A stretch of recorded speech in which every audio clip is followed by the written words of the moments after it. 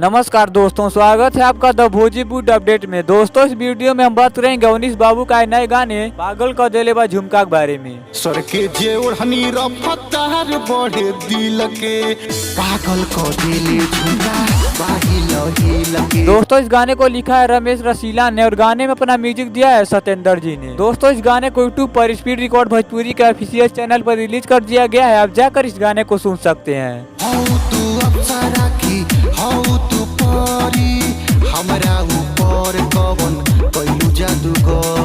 दोस्तों, इस गाने के बारे में बात करें तो आप जानते ही हैं कि अवनीश बाबू का गाना काफी ज्यादा धमाकेदार होता है और यह गाना भी कुछ ऐसा ही है।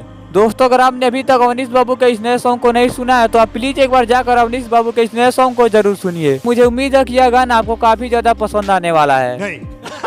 और दोस्तों, वीडियो पसंद आए तो लाइक कीजिए, शेयर कीजिए और साथ ही हमारे यूट्यूब चैनल द भोजपुर अपडेट को सब्सक्राइब कीजिए। मिलते हैं अगले वीडियो में।